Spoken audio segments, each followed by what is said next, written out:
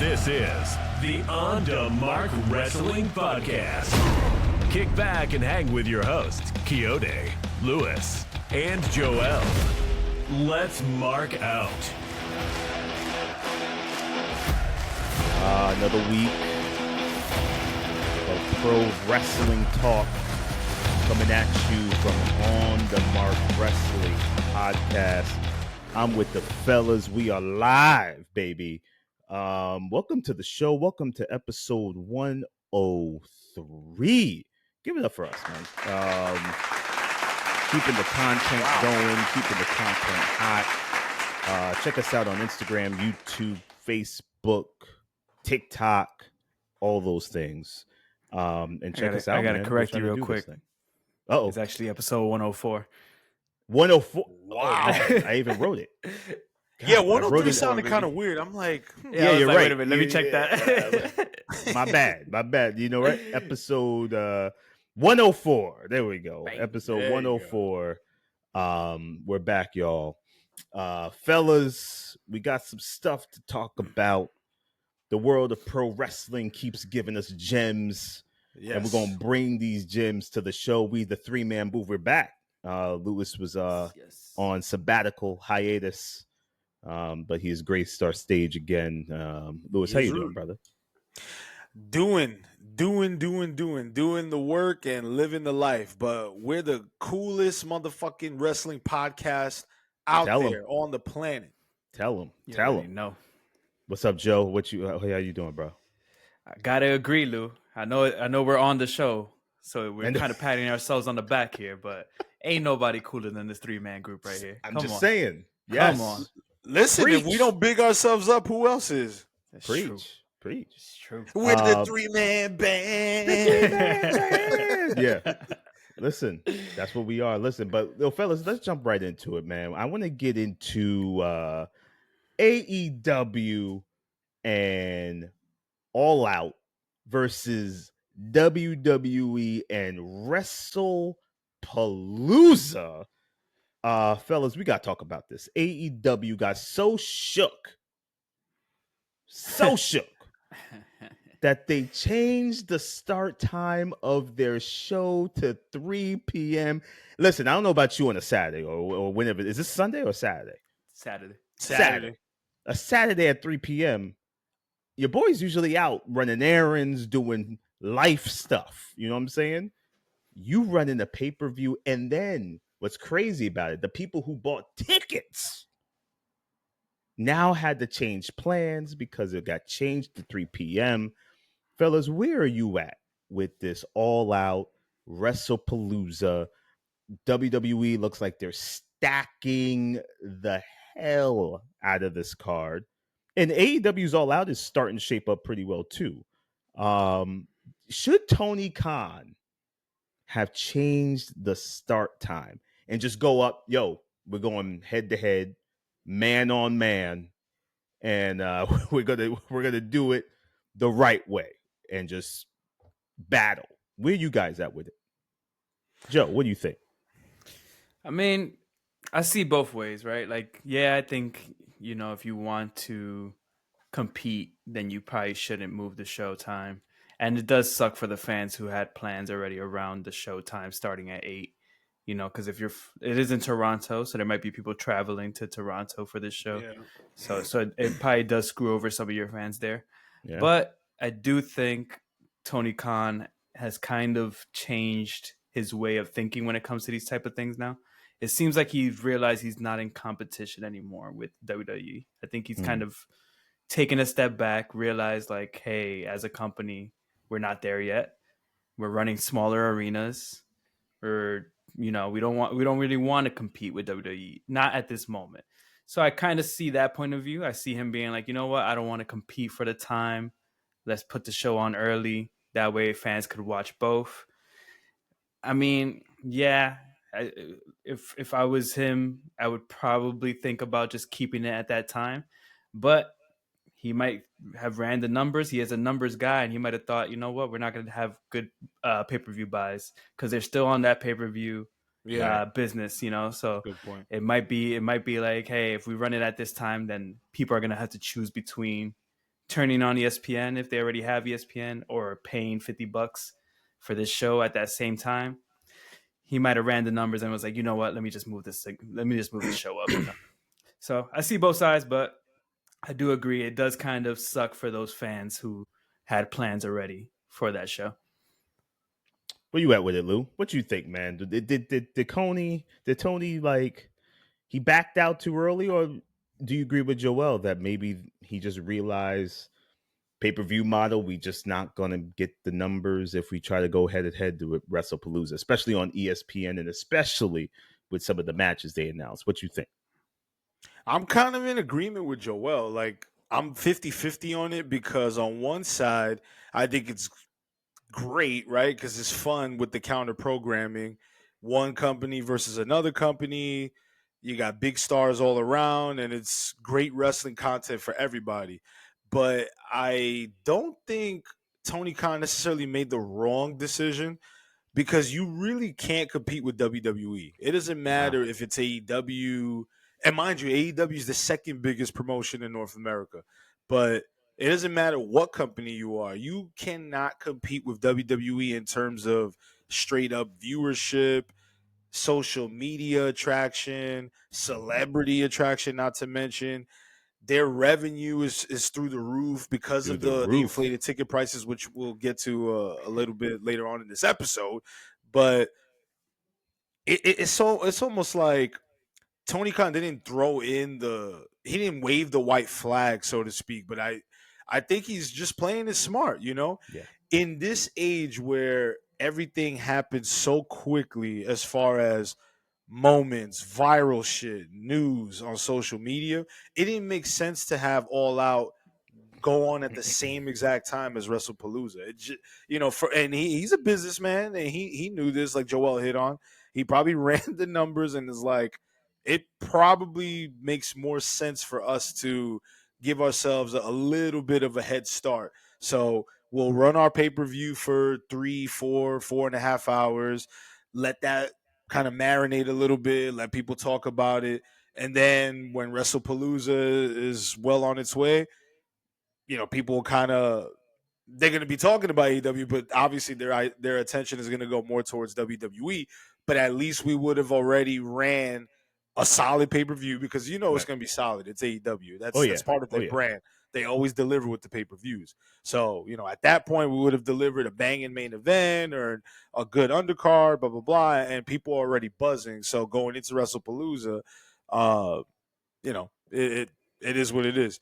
So AEW just has to start adopting that mindset that if WWE is going to go out of their way to counter program us, we don't necessarily have to duck our tail in between our legs, but we can make some adjustments. Like, we'll still have our shit on the same day, right around the same time frame, but the show must go on, because it was either go right head to head with Wrestlepalooza, or do what he did and just make it an afternoon show. Yeah. Listen, sometimes you gotta shift a little, and Tony realizes what he's going against. I mean, listen, you're going against ESPN, right? That's another thing too. That's now behind all these PLEs. Yeah, WWE, the multi-billion-dollar conglomerate. It just, it's like Tyson versus like a peewee or like a high school boxing champion. Like Mike Tyson is prime versus the champion in high school. Like it doesn't compute well. So listen, I'm not mad at it. I get it. Some people are just gonna have to adjust their schedules and probably sit back and watch about 8 hours worth of nah, you see, that's something we gotta talk about too, man. I mentioned this to you guys earlier in the week, but they gotta stop doing this, man. I get it. Every now and then, doing the weekend of wrestling is cool. But now it's like every weekend, and it feels like there's WrestleMania going on. It used to be one weekend that you would have to explain to your wife, explain to your kids, explain to whoever. Like, yo, don't talk to me for this weekend. This is my Super Bowl. Now every week it feels like there's a damn wrestling event every single week. they got to chill out. They got to space these things out a little more. I feel like the head-to-head competition was cool, but right now, man, it's hurting the fans. I feel like if you're a fan of both, which us here on the mark, we try to be as unbiased as possible. We like both shows. We want both shows to do good. And right now, they're kind of hurting that type of fan. I understand there's WWE only fans and there's AEW only fans, but there's people who like both. And right now, this is kind of hurting that fan. I don't know if you're sitting there, you have to watch 8 hours of wrestling on a Saturday. Come on, man. Yeah, man. And the school year just started. You got things to do. The kids got things to do. The kids are in soccer. The kids are in this. You can't do this on a Saturday, man. I'm not even a parent, Lewis. but exactly, Yeah. I'm not even a parent yet, and I just know that it's going on for the parents who are wrestling fans. So like, they got to chill out. They got to space out these things better. I think you have that WrestleMania weekend. You have the Royal Rumble weekend. SummerSlam is 2 nights. Like, they got to just chill out. Space these things out a little more, because if not, it's going to become oversaturated from both companies. In my opinion, you can't have a wrestling event every week, every single weekend. You know, we already got how many hours of TV on a weekly basis if you're watching AEW and WWE. Yeah, and then you're gonna add freaking 5-hour pay-per-views from AEW and 3-hour PLEs from WWE. We got lives too, man. Yeah, man. I got kids, man. You know that whole I got kids. Yeah. Listen, It's that's crazy. me. I'm living. It's crazy. I'm living proof. I cannot. And so Joel hit the nail on the head perfectly. I cannot sacrifice so many weekends for wrestling, because once upon a time ago it was that, right? Like 3-4 times out of the year where don't bother me, it's the Royal Rumble. Don't bother me, it's WrestleMania. Blah, blah, Now you blah. say it every week. Yeah, now it's like I can't do that, man. And then like next Saturday, for instance, like I'm already thinking of my calendar, like I got errands to run, and I'm not going to be able to catch both events in their entirety. I'm just going to have to watch bits and pieces of it, because it's too much. Now, if it was just Wrestlepalooza on that Saturday night, then yes, maybe. Or just All Out, then yes, maybe. But yeah, man, it's becoming a little too frequent with the counter programming. I don't mind the counter programming once in a while, but listen, wrestling fans got to breathe a little bit too. At some point, we got to talk about WWE making every PLE the new WrestleMania. Like everything feels like a big show. What is going to compel me to now buy tickets to WrestleMania when this Wrestlepalooza is in an arena or stadium? Feels like a WrestleMania with some of the matches. Yeah. What is going to set WrestleMania aside from all other PLEs? We got to talk about that. And Lewis is going to get to some administrators report a little later in terms of summer or WrestleMania, rather. So we'll talk about it. But I want to get to a little, I want to get into, let me show you guys this. This is in the news, y'all. AJ Lee is back. And apparently AJ Lee is back full time, which nice. I wasn't expecting that one. I mean, we were all talking, fellas, and we were talking like, yo, she's probably going to do a one-off. She'll probably do maybe 2 or 3 in a year, you know, whatever it was going to be. But apparently AJ Lee has signed on after being gone for 15 years, which is nuts. And she's back, and she looks great. She looks like she can probably still go better than a Nikki Bella. I'll tell you that right now. Goddamn. we could swap right now, Joe. You know what I'm saying? Yeah, we could swap her out. Shots.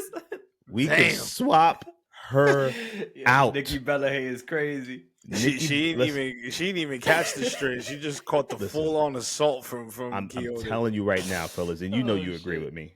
Y'all are just too nice. The biggest feud in wrestling right here. y'all know it's true.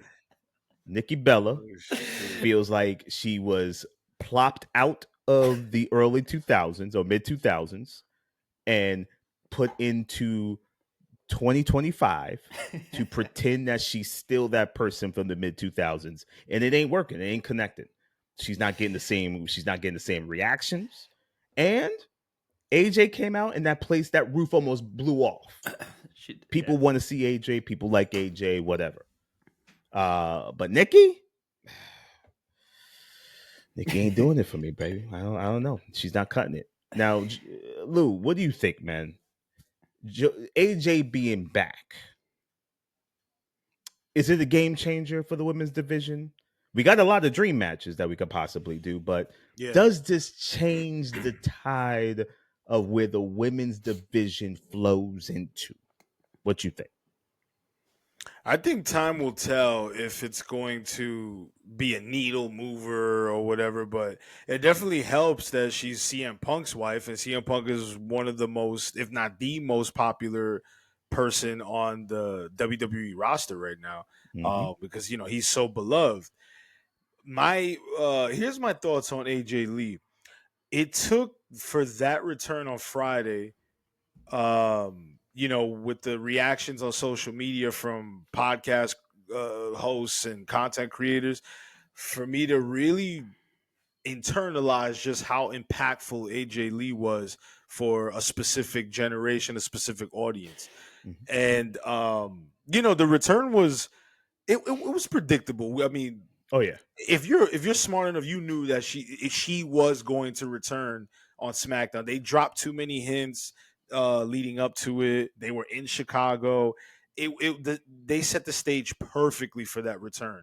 So it just kind of cracked me up to see people like, oh my God, I can't believe it. Like, all right, it wasn't that much of a surprise, but it's exciting nonetheless. And when AJ Lee cut her Raw promo talking about, for those of you who weren't around, my name is AJ Lee. So there's a reason why your millennial parents were going crazy and going batshit over my return. And it got me thinking, like, holy shit.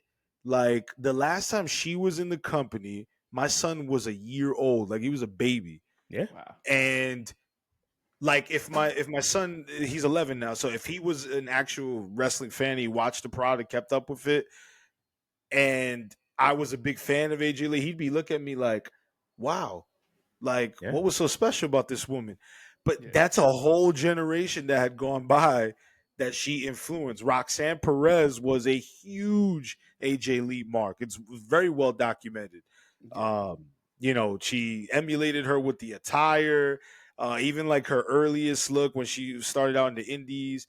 So yeah, I give AJ Lee a lot of credit because she had a short run, but when I'm looking back and thinking back on that time span from like 2012 to about 2014-ish, 2015, she did some really memorable work. I wasn't she wasn't necessarily one of my personal favorites, but I always enjoyed her work. I think my drawback with AJ Lee was always her physique because I couldn't take her serious as a threat, so to speak, because she was so small in stature.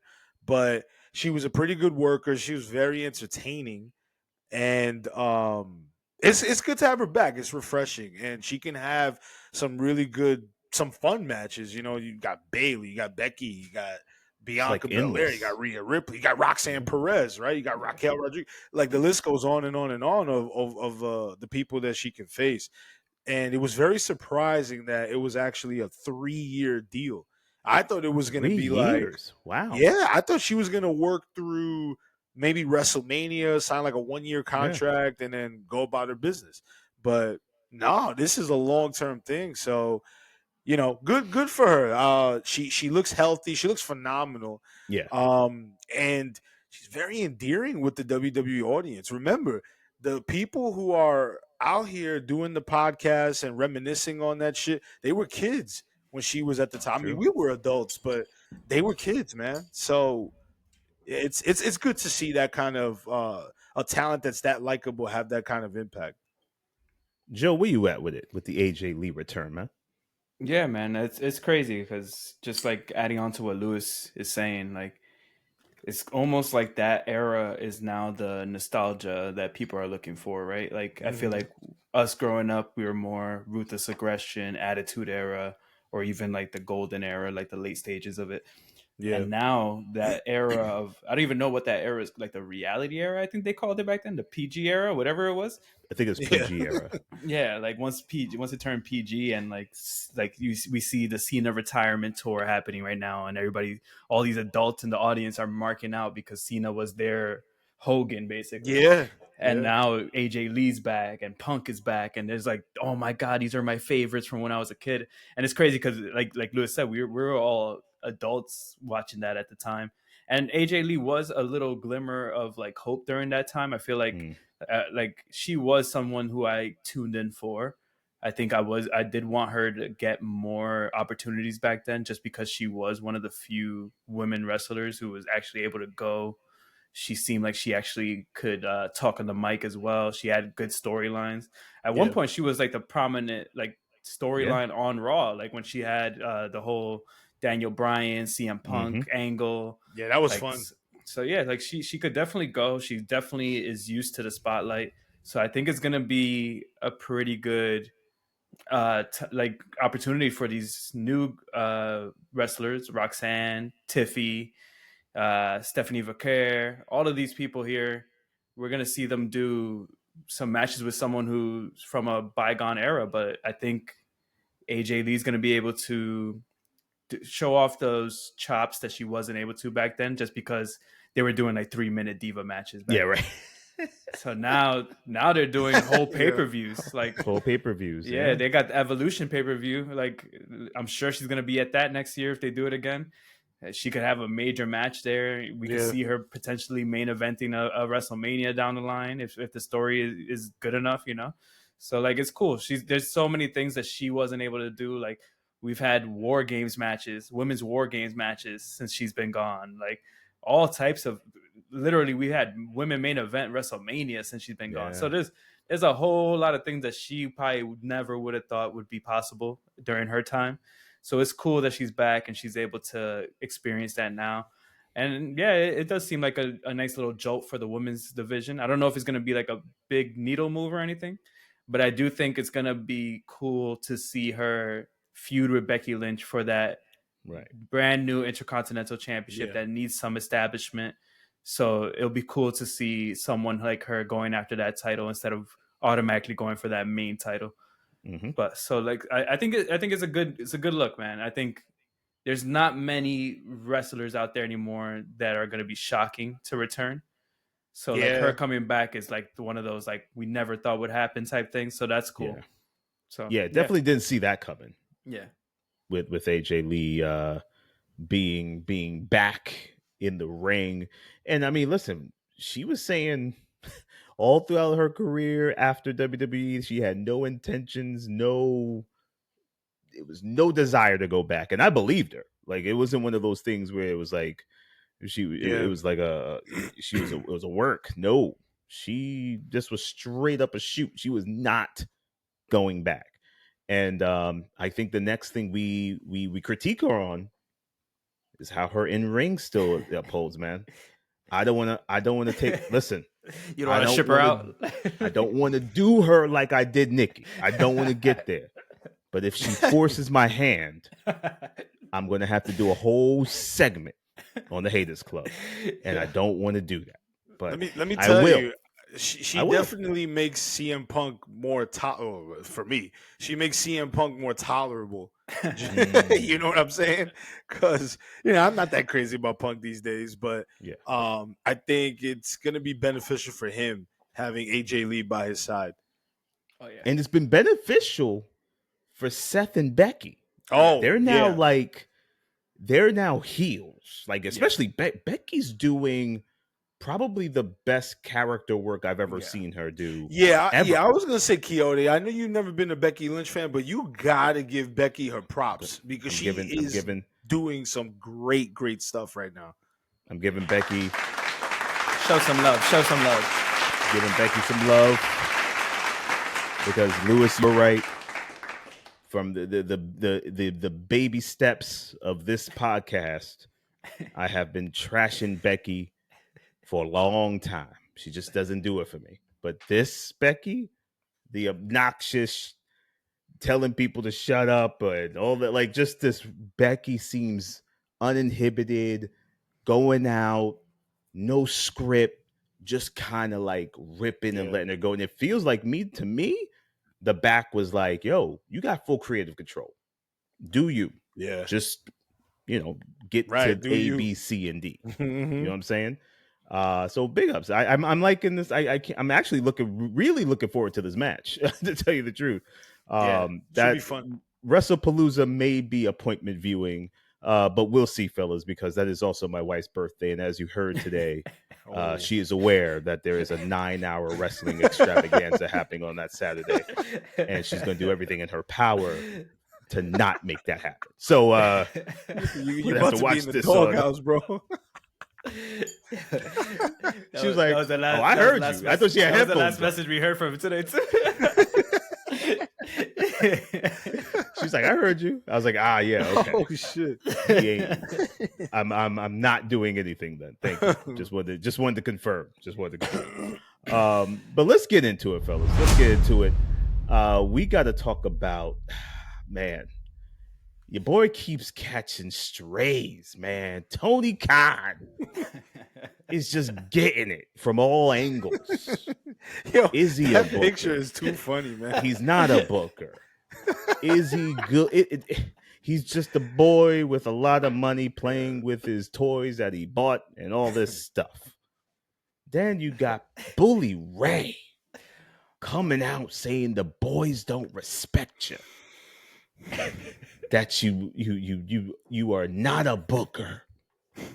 But I don't know if I could trust Bully Ray when he's possibly on the payroll of WWE. Right. I don't know if I could trust that, Bully. I like you, Bully. But the Sportster here wrote a really interesting article about the similarities, the compare and contrast thing, right? Mm. Big free agent signings is the same. They love that. Triple H likes shorter pay-per-views. We've seen that. We've talked about that. Valuing work rate highly. I don't know about WWE. I don't know about that one. This is that's crazy. That's crazy. That's crazy. Crazy. Which leads me to believe that this article may be also paid and bought to you by WWE or TK. By Bruce Pritchard and company. By Bruce Pritchard. Khan signs legends as managers. That's true. Okay, yeah, that's fine. Questionable booking of women's divisions is the same. Okay. I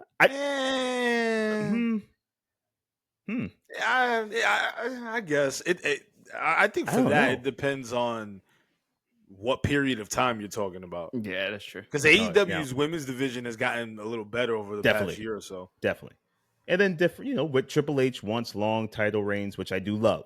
I'm a big proponent of the long title reigns. Make me believe this guy's a champion. He's got to have a long title reign. Friendly relationship with talent. Yeah, you hear that all the time. Yada, yada, yada. Khan loves tournaments. Yes, he does. And that sort of thing. But in your opinion, fellas, this conversation came up because Bully Ray had some choice words to say about your boy Tony. And I respect Tony. I think Tony is a booker in training. He's a booker in training. He's learning on the job. The company's 5-6 years in. He's still new. He's learning. But I cannot say he's a bad booker because we've seen his pay-per-views. We've seen the stories he's told in those pay-per-views, and they've been nothing but dope. Amazing, right?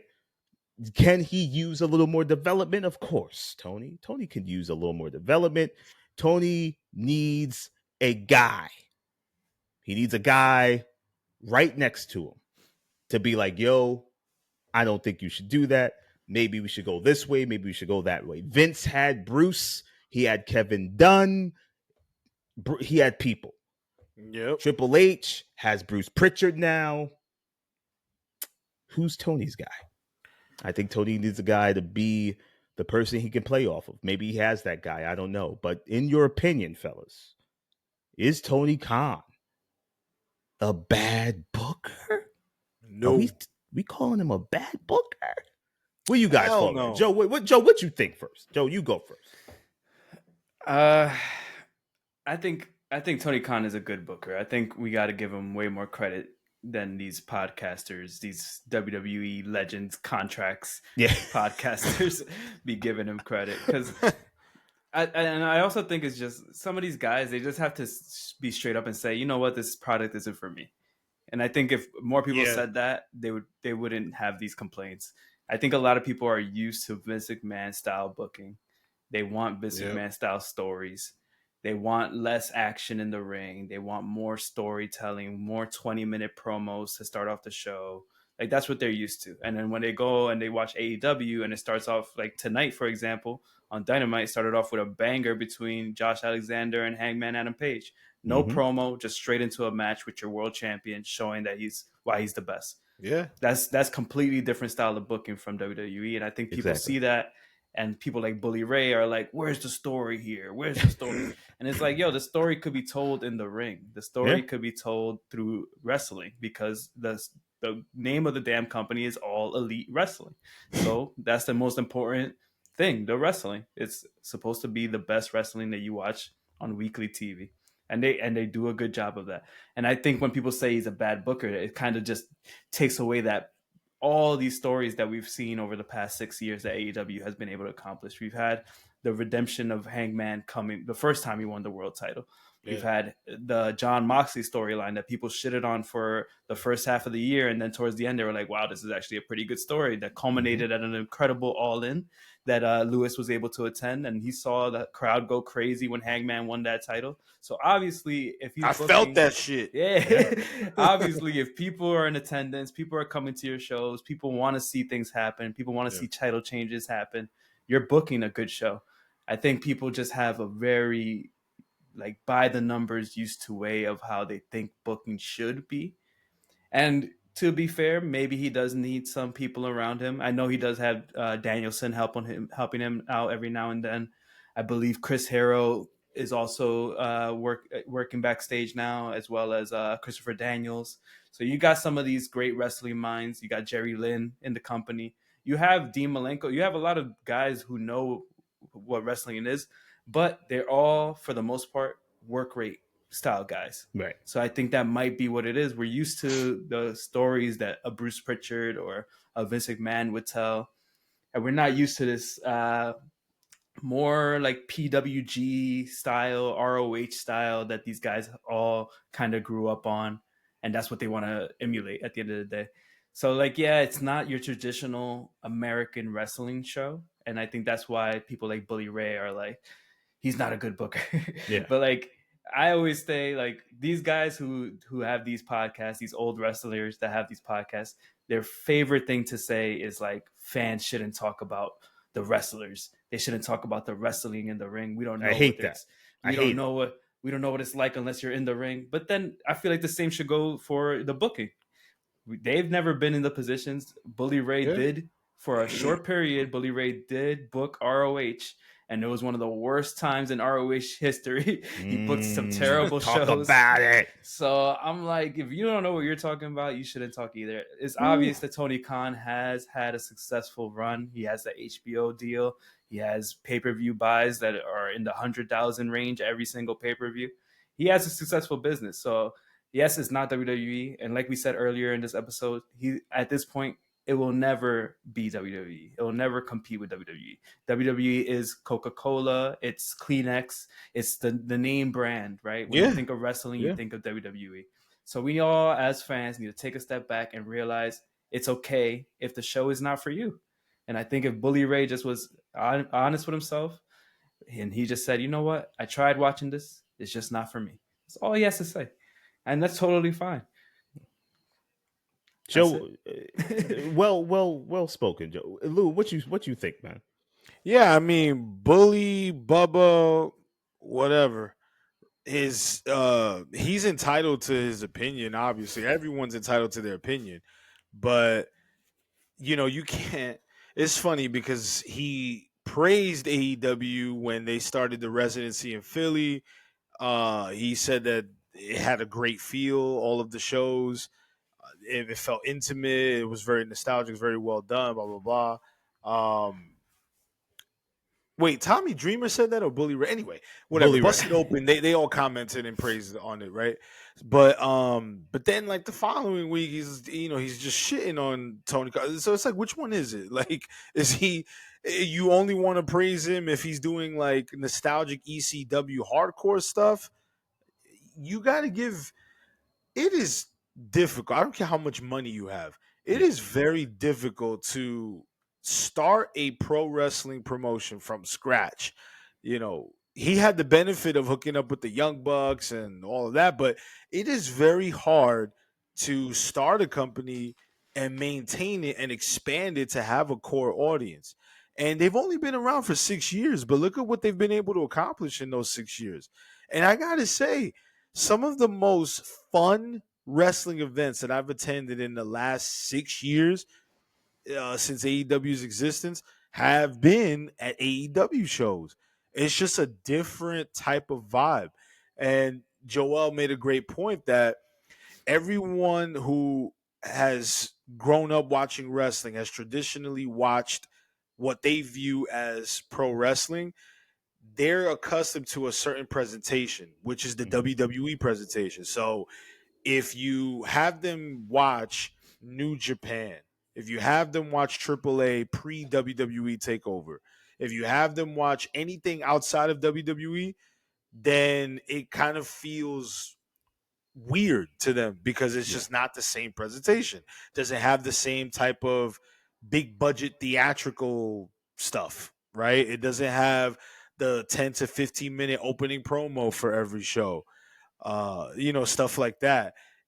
AEW has like more of the spotty shit, the hardcore stuff, but they have good technical wrestling on there too. Like AEW prioritizes wrestling.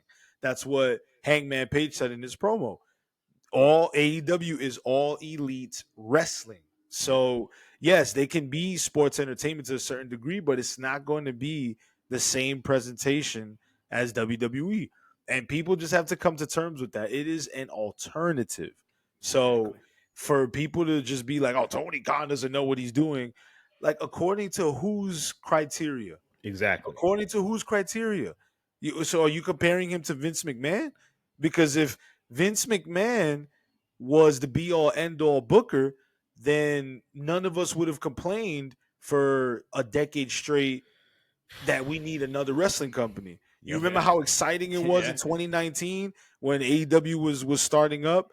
And even before that, a year before that, when Cody and the Young Bucks had the original All-In pay-per-view at Chicago, the buzz was tremendous because, again, it was different. It was an alternative because we needed that. We were, as WWE fans or wrestling fans, we were thirsty. So, like, what was WWE doing that was crazy special pre-2019 for 10 years straight? Like, yeah, there was some good stuff. Obviously, we all watched it. But like, really? Like, if Tony Khan's a bad booker, then what did that make Vince McMahon and Bruce Prichard and all those guys in the early 2010s? Exactly. Going into, you know what I'm saying? Like, the product was not that good. So I think people need to like really back off of Tony Khan. Like, he's doing what he needs to in terms of appealing to his core fan base and trying to expand. He's still working with HBO Max on the pay-per-view PLE stuff. Their ticket sales are affordable. My God. Yeah, man. How can you fucking shit on Tony Khan for having a company that appeals to the fans? Like, he's marketing it to the fans, not the celebrities, not the people that are just looking for viral moments. Like, the people that can actually afford to go to a wrestling show, the $40, $50 tickets versus the $300, $400 tickets. Like, come on, man. Yeah. Like, it's Listen, good I agree. to have that alternative. So give Tony Khan some fucking credit here. I agree.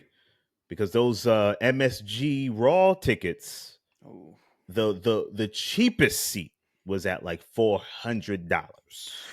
The cheapest seat, bro. And we're gonna talk a little bit about that when we get a little into the show. But I feel like this needs a little comeback. I think we might be beginning, Joel, are we doing a little haters club, my brother? Do you have Not I. something to? Oh, no, it wasn't you. Was it Lou? No, I'm in my. Oh, you're in the lover Loverboy boy era. stage. Yeah. I'm in my soft boy era, lover boy era. I changed it. I turned a new leaf. The hater club is now open for anybody else who wants to get their hate off. So I'm gonna pass it to Lou. Now, Lou, he's tagging me in. He's tagging you in, and I think this has to do with we got to talk a little bit about little Ronda Rousey here. Ronda Rousey went off on professional wrestling. She said, "There's some I'm funny gonna shit. burn it down," and she attempted, but the wrestling world wasn't having it. They're like, Ronda, you ain't coming in here breaking dishes and dirtying up my carpet. Now, we're going to set you straight. We're going to take our belt off and you're going to sit up in the corner and you're going to shut up. Ronda was saying some crazy stuff about not being pleased to be working with Alexa Bliss, basically saying she was bigger than that. And why am I working with Alexa Bliss? She talked a lot of stuff, guys. What is Ronda doing here? Like, first off, how do we feel about these comments from Ronda, man? Like, is Ronda looking for attention, or is she just trying to get her ish off that she just probably never did, and she just is just speaking about it? Where you guys at? In the words of Dwayne Johnson, I think Ronda Rousey needs to know her role and shut her mouth. So, look, Ronda Rousey has been going off the rails as of late. On interviews here and there, like just basically throwing WWE under the bus. And it just comes across as really ungrateful.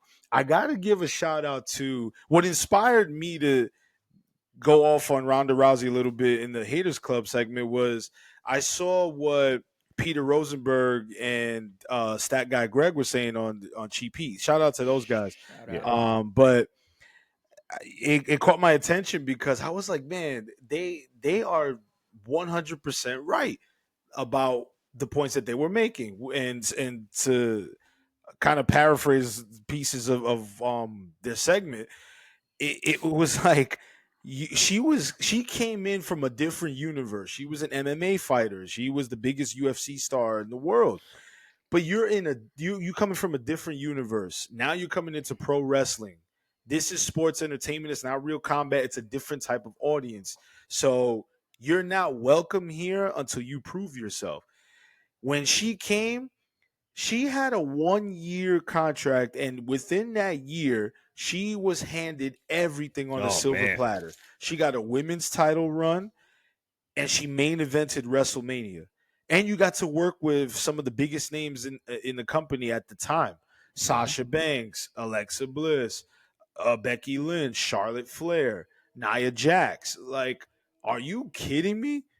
That is more than what most people who have busted their ass in the pro wrestling world have gotten after busting their asses for a whole decade. Yeah. So it just comes across for me as very ungrateful. And then you even came back after you had the baby and, started the family and all that. She even came back, won the Royal Rumble, and that second run in WWE fizzled out miserably. Like that 22 to 2023 run, terrible. Ooh. And part of the reason why was because she came across like she was phoning it in, and at that point she was doing it for the paycheck. At least during the first run, she looked like she was putting in some effort. And then, they obviously had to pivot and turn her heel, but she looked like she was at least putting in the effort to get over. That second run, I said, yo, what is she doing here? And the fact that she won the Royal Rumble over how many people that could have been given that spot?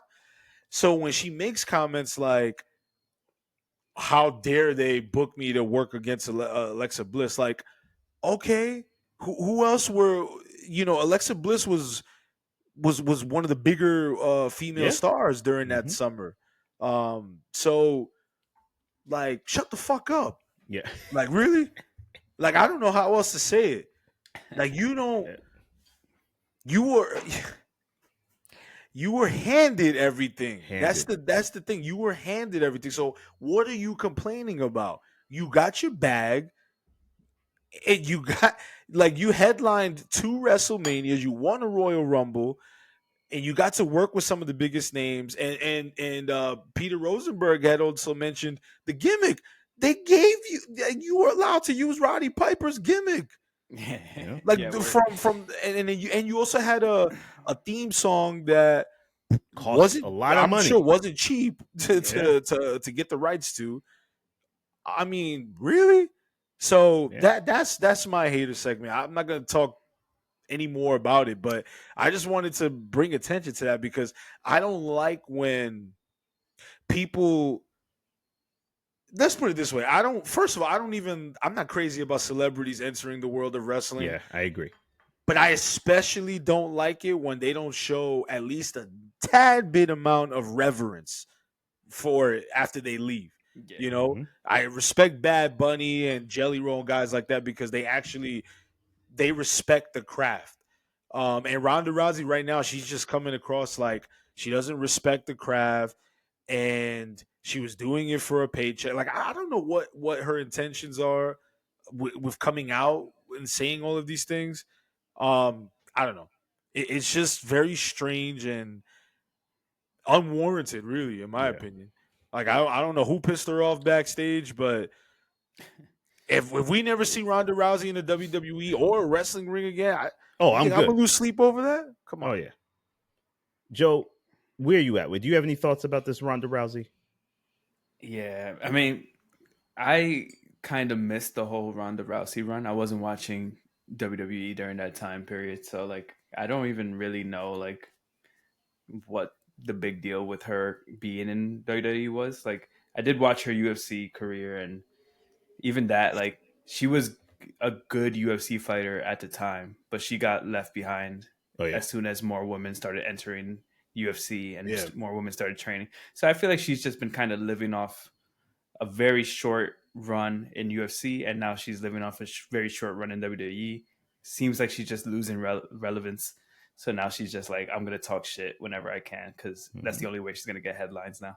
So I'm like, at one point, I'm just like, you know what? She's exactly who we were talking about a couple of weeks ago when we were saying we need to start gatekeeping wrestling. Gatekeep Oh, it, baby. yeah. Because Raja Jackson, this Yo. girl, Ronda Rousey, Travis Scott, like we've had a couple of examples in a row here where it's like, yo, certain people, if they're not a fan of the business, if they didn't grow up a fan of the business, like you said, Bad Bunny, perfect example. He grew up a fan of wrestling, so he knew what it was. He understood it. He respected it. He wanted to learn as much as possible. Jelly Roll, same thing. Like you said, we're all not fans of the celebrities coming in and getting a spot that most likely a wrestler in catering is now like, fuck, that could have been my spot. Could have been his. But at least these guys who come in and are actually willing to train, willing to learn, and then give back to the company by going on interviews and saying like, oh man, these guys work so hard. These guys work harder than anybody I've ever seen before, all that. Instead, Ronda Rousey literally had a long, like you said, a year-long run where they handed her everything, and then she's still ungrateful at the end of it. So at this point, like, what's the point? Like, let's gatekeep wrestling. Let's keep it to people who actually understand the business. Even her comment of saying, "Why am I wrestling Alexa Bliss?" She literally said, "They said because she was the biggest merch seller." Duh.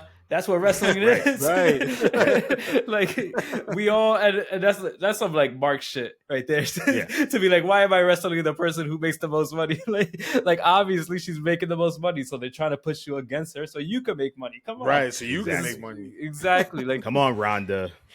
you would think coming from fighting, where that is literally the tactics in fighting Yeah. as well, where you promote the biggest fight. You would think she would understand that, but she watch a couple of doesn't. matches and maybe you'll understand the business. Like, I mean, Yeah, Jesus, like, talk to somebody. Yeah, I just don't understand it, and I do have to give like a warning here because I did hear her say something about AEW recently. Tony Khan, I thought I heard please something like that too. do not do it. Do not bring her in. I don't know. I don't think it's worth it. It's not worth the headache. Do not bring her in, TK. I know you're probably thinking about it. You got Marina Shafir. She's a good friend. Yeah. Don't bring her in. She might join the Death Don't Riders. do it. I could see it. I know she had a.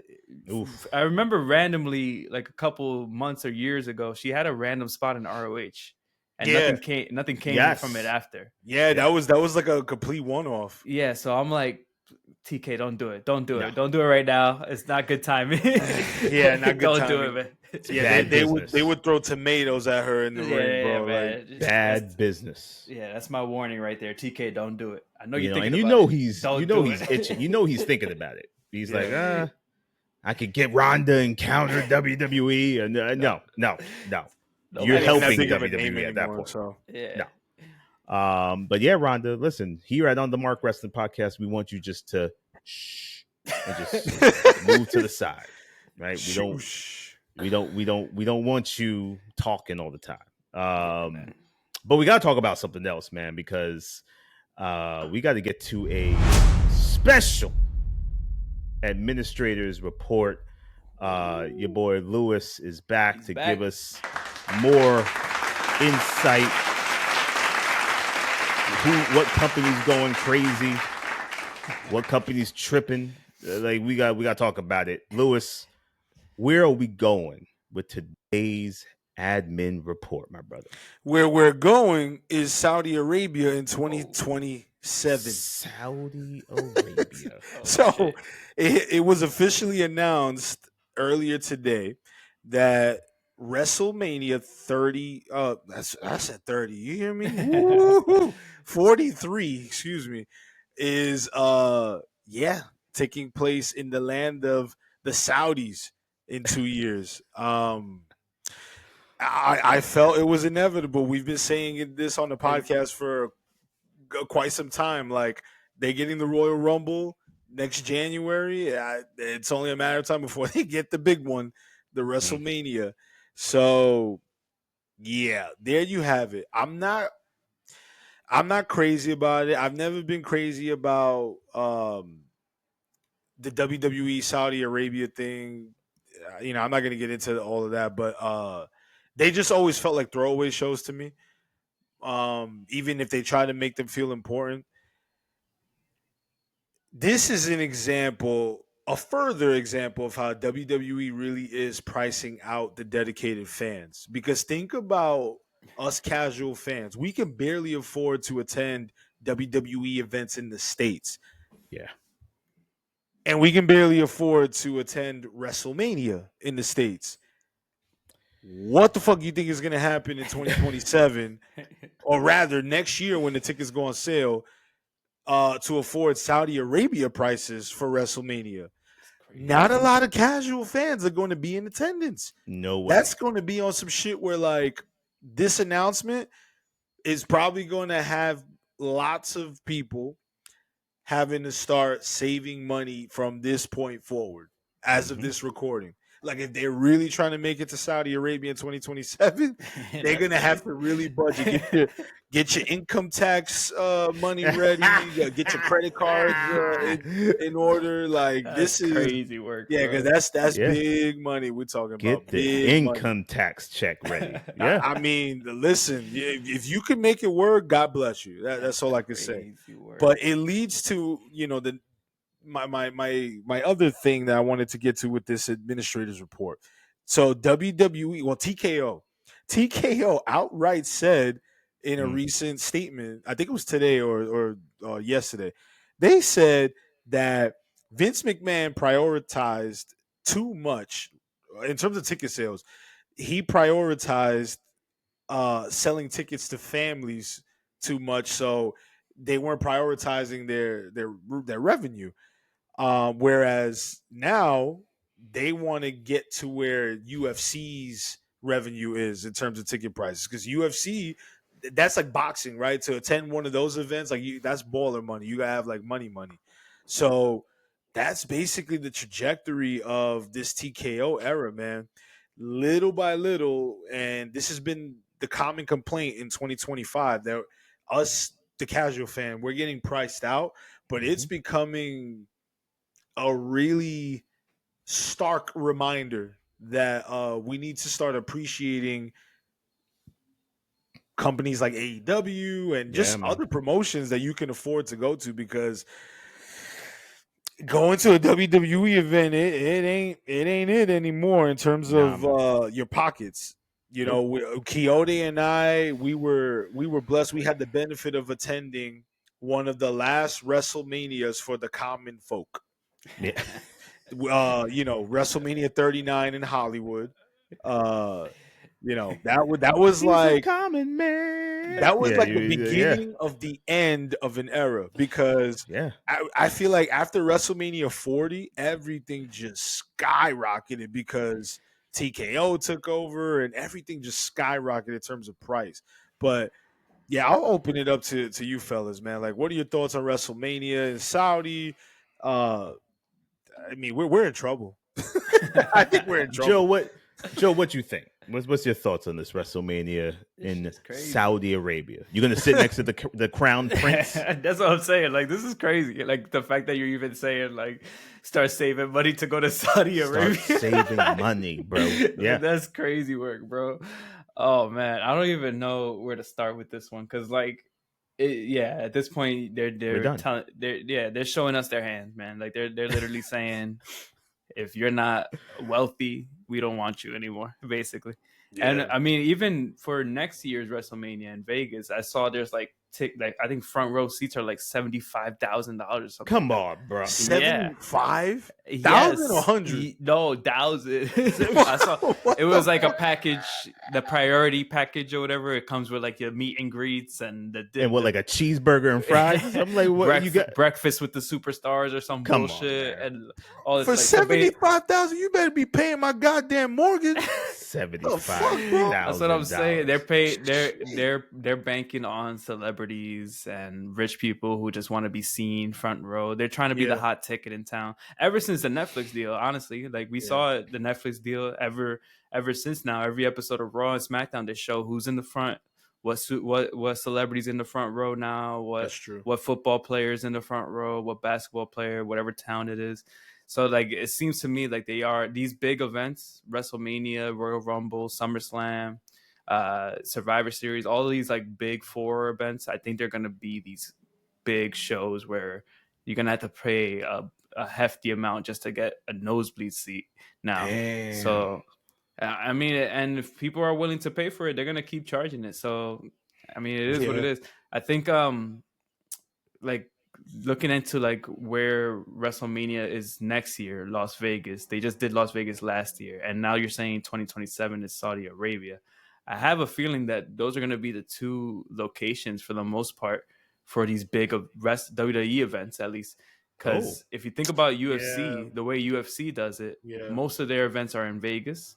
And then if not, they're in Saudi Arabia, or they have like all these different like international cards. So I think we're going to see a lot more international cards like they did Paris with Clash at Paris. And then I think the B and C level shows are going to be the ones that we get in the States. Wow. So we might get like a Backlash or something like that in the States. But like those big pay-per-views, I think they're going to go international. Because if you think about it, it makes sense. Like they could charge more because they don't go there often. So it's like people are going to be like, I'll save up all this money because this is the one time they come into my state, my country, whatever, you know. What really sucks though about the Saudi Arabia WrestleMania, I was just in London at Forbidden Door talking to a lot of wrestling fans, and the number one thing I heard was, man, I can't wait till we get a WrestleMania in London. And now it's kind of like a slap in the face to those London fans, man. The first international pay-per-view since Toronto, international WrestleMania, I mean, since Toronto back in the day, is going to be Saudi Arabia before London. That's true. It's a slap in the face right there. A lot of those London fans were expecting a WrestleMania. Cena promised it. I don't know if you remember that. He promised it a while back too. He did what The Rock did with the New Orleans. Exactly. So I think a lot of those London fans are going to be pissed off about this news. I think that's going to really affect those fans. And I got to say, AEW has done Wembley a couple times. I think they're showing you like, hey, we're here, man. We're here. We're the alternative. You could afford a ticket to us. We're not WrestleMania, but we're trying. So I say this is the time where you got to really think about your fandom and be like, yo, does this company even want me to be a fan at this point? Do they want me to be able to take my kids to go see this show? And if you're getting priced out, then you got to really reevaluate everything and see, like, is it even worth it? You know, is it even worth paying a whole mortgage payment to go see the show? Because honestly, like, how is a family of 4 going to a WWE Raw? Look at like Lewis's in New York face, City. bro. Look at Lewis's face. Yo, in New York City, you spending $400 pop a ticket. Yeah, bro. Yeah, It's exactly. not like the kids are $400 discounted. The kids No, ain't there's no discounted. discount. Yeah, for the kids. $400 for one ticket. So like, if it was an outing, not even my whole family. Like if it was just me and my kid, that's like vacation. $1,000. Yeah. It's a vacation. Like just right there, one bro. of my kids, that's $1,000. And then we're not even talking about concession stands. Yeah, Yep, they're gonna watch the forget about merch. They're gonna watch the merch. They're gonna watch some Food, popcorn. they're hungry. Hot Yeah, dogs, man. Hot like, dogs, I don't get $15. hungry and I Yeah, don't get $15 thirsty. hot dogs. Yeah. Sheesh. Yep. $18 beer. Good luck. $18 beer. Yeah, listen, you're right. You're right. It's crazy, man. Yeah, the days of the common folk going to these shows is a wrap. They've already told us And you know, what to expect. the whole point of WrestleMania 2 is to get drunk, watch wrestling. Can you even do that in Saudi Arabia? I don't want to sound. Yeah, right. I don't want to sound. I don't know the rules out there. Bro. Yeah, I don't know. That's not a stupid question. That's a this real shit question. This shit is crazy, bro. I feel like what's gonna end up happening is people are gonna go over there thinking it's gonna be jolly old WrestleMania, and then they're gonna be like, "Oh shit, this is different." Yeah, they're getting arrested. That's what's gonna happen. Yeah, They're gonna make that. They're gonna make that as big as possible. Like, That's gonna be but yeah, I know it's Can 2 years from now, but they're gonna It's try gonna and be- make that as big as possible Yeah. because it's Saudi Arabia, right? So any type of event that's happening there is like big time. So and it's going to be on Undertaker's coming back. ESPN. You know, like, so Saudi Arabia now is on the ESPN airwaves. Like, right, the representation of that nation is now on U.S. national airwaves on ESPN and the app and whatnot. That's a huge. Yeah, they're gonna go hard. That's a big look. They're gonna go. yeah, They're bringing all, out everybody, like, bro. They may dig up people. That's how bad they may. They may start being like, "Yo, Andre the Giant got rested Andre the Giant pieces bones together like a Lego set." Like, yeah, it's yeah. They're gonna try everything. Honestly, we might see The Rock Roman finally. That might be where they finally do it there. Dude, but damn, 2 years from now, like Rock will The be Rock. like fucking 55 at that point, man. Ugh. I can Yeah, see it, though. I 55, can see it 56, being- whatever. 55, If 56. they're bringing out Rock, the big bucks for the, he's that's- gonna have to. He's gonna have to freeze himself for a year Yeah. for him to be able Yeah. to wrestle. I mean, I don't He's know. gonna be cryogenically frozen and then Cryogenically defrosted. frozen. Royal Rumble 2027. Yes. He's gonna. that- They're gonna have to do something with that. That's another thing we didn't even bring up. That Royal Rumble next year is in Saudi, so they're Yeah. getting a Royal Rumble, Ooh. and then they're getting a WrestleMania the So year get the after. Rumble That's in 26 and Mania in 27. Crazy. That's crazy. Wow. So- those are the two major events that fans love going to too, and now they're making it so hard for people in the States to go to. Like Royal Rumble and WrestleMania are like the two Yeah. fan focused. Like usually that's the most fun shows for fans, and now Mm-hmm. it's like impossible to get to if you live in the States. That's kind of crazy. Wow. Yeah, I think they're overcompensating or redeeming themselves for New Orleans and Indianapolis. Because remember, like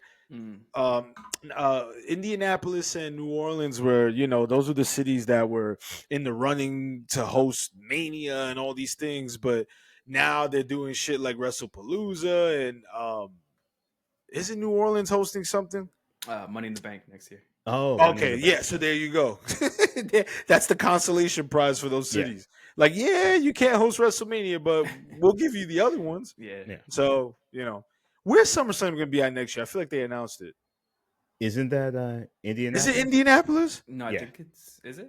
Did Or that happen already? Or The Minnesota. Indianapolis Oh, SummerSlam? Minnesota. I think that's Minnesota. Yeah, Yeah, 'cause that was Minnesota. supposed to be WrestleMania. Minnesota. Yeah. So you see, all these cities are getting the backhanded compliment. Like, man, we love you so much, but not enough for WrestleMania. Yeah, you not getting Mania. Yeah. It's crazy, y'all. Listen, I guess we just got to keep it locked in and see what happens from now until man. Until 2027. Crazy. Who knows? Rock may come out and change those plans and be like, hey, we're actually heading to and drum roll and see what happens. Oh shit. But the wrestling world is crazy right now. Thank y'all for listening to us and just hearing us spit and just talk about wrestling stuff. We appreciate you. We love you guys. Shout out to everybody, new followers who've been with us. We appreciate you here at On the Mark Wrestling Podcast. Keep it locked in with us, yo, man, because we got some more show. We got more things to talk about. As long as wrestling's going, we going. Yeah, as long as it's here, we here. But until next time, fellas, it's been a pleasure.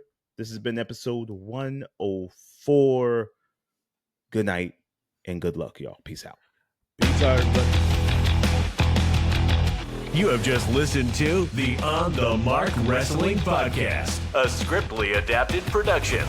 Follow us on Instagram, Facebook, TikTok, and YouTube at On the Mark Wrestling. And email us on onthemarkpodcast@gmail.com.